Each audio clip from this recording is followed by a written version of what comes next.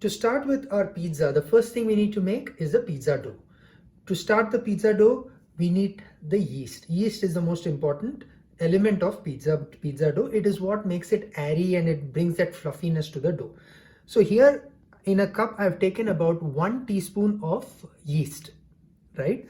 That's about 7 grams. And to this, I will add about 1 teaspoon of sugar. Sugar is basically food for the yeast. So the yeast will get activated and it will feed on this and be able to generate carbon dioxide, which will make the dough a little more fluffy. To this, we will add about half a cup of warm water. This is finger warm water. Finger warm water means it's the temperature at which you can comfortably put your finger into it. It should not be hot, otherwise the yeast will die. And just mix this slightly, don't mix it too much, mix it very lightly, and let this mixture sit for about 10 minutes for the yeast to get activated. So we've kept the yeast mixture aside for about 10 minutes. You can see that the yeast is active and you can see how the air is forming and you see these bubbles. There's a little bit of a lift here.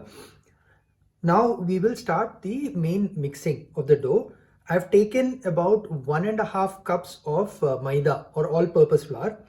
To this we will add some salt to taste, very little salt. You don't need much, maybe just about 1 teaspoon of salt. I think that should be good enough. And to this we will add this yeast mixture, right? We will add the yeast mixture completely. And now we start mixing. We are not kneading yet, we will only mix this. So as you can see, this is now mixed up well. It's formed a shaggy mass, right? I have not started kneading yet. I only mixed all the contents of it. What we will do now is take this out of the mixing bowl and put it on a kneading surface. I'm using a kneading mat. I've dusted it with all-purpose flour and we'll just keep it on the surface. And now we will start the kneading process. Kneading is basically where you are going to be stretching the dough. The more you stretch, the better, the more gluten is formed. And when you form more gluten, that's when the pizza dough will get fluffy. As you can see, we've been kneading this dough for about 5 minutes now. You see, it's gone nice and soft. At this time, what we can do is we will add some olive oil. I'm adding about close to about half a tablespoon of olive oil. That should be good enough. And we'll just quickly mix this. And now we will continue kneading this for another 2 to 3 minutes. So now we've finished kneading the dough. We've been kneading it for a couple of minutes after adding the olive oil. You can figure out if it's ready, but by doing a very small test. All you need to do is check by pressing this lightly. You see it's retaining its shape. That means this dough is kneaded well and it is ready. Now what you do is take this dough and we'll transfer it back to the mixing bowl. I have greased this mixing bowl lightly with olive oil. If you want, you can wash this and then grease it. I haven't done it because it's not needed. So you can add this dough back into this, right? And we will cover this with a damp cloth. We'll cover this with a damp cloth and we need to set this aside, away from any wind. Keep it in a warm place for about 1 hour and let the dough rise. So we've let the dough rest for about 1 hour. You see how it's actually doubled in volume. It's fluffed up very nicely. The yeast has done its job here. The carbon dioxide from the yeast has helped this puff up. Now what we will do is we will take this out, right, and put this back on our kneading mat. I've used a normal table mat for kneading and we will just knead this lightly. You don't need to knead it very heavily. You see how lightly I'm kneading it. Just lightly knead it for about 2 minutes. So we've finished kneading this for a couple of minutes. As you can see, the size has gone smaller. Now we just need to pick this up and we will transfer it back into this bowl. And once again now, we will cover this with a damp cloth and set this aside for another 20 to 30 minutes, and then we will continue. So now we'll move on to the next piece of our pizza, which is the pizza sauce. A pizza sauce is very easy to make once you get a hang of it. So for that, what we need is, we'll start with a small saucepan or a small tawa, right? And we'll heat it, and we'll add about 1 tablespoon of olive oil. And once this olive oil is nice and hot, so we will add about 2 cloves of garlic finely chopped.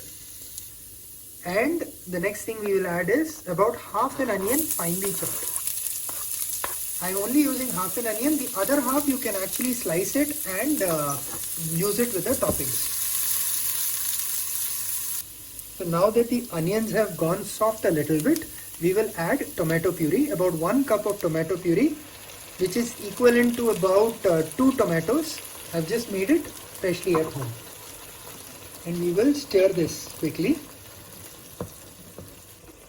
So now this has been cooking for about 2 minutes. At this time, we will add about 1 teaspoon of vinegar. We'll add some mixed herbs, Italian herbs, for seasoning, depending on your flavor. And we will add some crushed chilies or chili flakes. Again, this is depending on your flavor preferences. And of course, the main ingredient of all, which is salt to taste.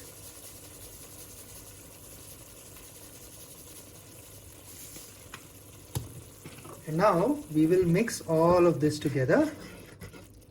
So now we've been cooking this for about a couple of minutes. You see, it's getting a little thick. So at this time, what I'm going to do is, I'm going to add a flavor bomb, which is basically another 2 cloves of garlic finely chopped. We'll be adding that. Remember, we've already added 2 cloves of garlic, which were fried at the initial part. Now we will add it on top. This will increase the flavor of the garlic, and it will make this sauce a lot more tastier. And once we've added it, we just need to cook this for another couple of minutes. So we've cooked this for another couple of minutes, and now you see it's nice pasty, that saucy consistency has come. Now your tomato sauce is ready. You can switch off the flame and keep this aside. So for the topping, what we're going to do is, you take a bowl full of your favorite vegetables, whichever it can be. I've got onions, I've got cauliflower, I've got broccoli, I've got cherry tomatoes, I've got red pepper, and some sweet corn in this. Now to this, we need to add salt as per taste. So to this, we will add a pinch of pepper powder.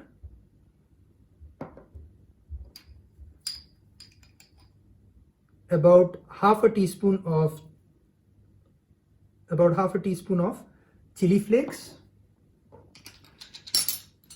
and some mixed herbs. This would also be about half a teaspoon of mixed herbs. Some olive oil. This would be about half a tablespoon of olive oil. And now we need to mix this. And once it's mixed, you can keep this aside. So now we have everything ready to make our pizza. We have our dough, we have our sauce, we have our toppings, and of course the mozzarella cheese.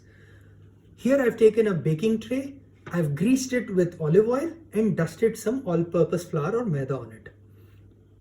Now this dough is ready. As you can see, it's nice and fluffy. What you could do is, you can use a rolling pin to spread it out, but I'm just going to use the age-old technique of using my hands. I'm just going to take this flour and transfer it to the baking tray, and I will just spread this using my hands. So we've spread our dough. We'll quickly use a fork and just puncture some holes. This will basically allow some of the air to come off and make sure that there's no air settling underneath the dough. Now we will add our pizza sauce. We'll take some of the pizza sauce. We'll take the entire pizza sauce actually, and we will just pour it on top of the pizza and use the spoon to simply spread it.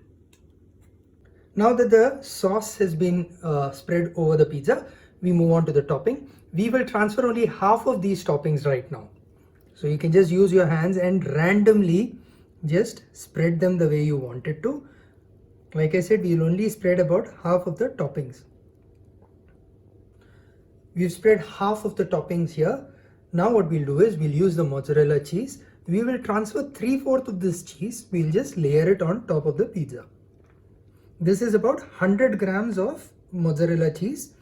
We will just spread it about 3/4 of that right now on top of the pizza.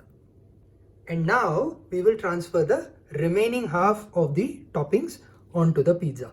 This method will ensure that your pizza is not just showing the cheese on top. There will be some vegetables also visible from the top for you. Now that the vegetables have been topped in, we will transfer the remaining portion of the mozzarella cheese on top of the pizza. And that's it, your pizza is ready. Now what we need to do is we need to bake this. We need to preheat an oven at 200 degrees Celsius and then bake this for about 15 to 20 minutes. So there you have it. The pizza is baked. It's been 20 minutes in the oven and it's ready.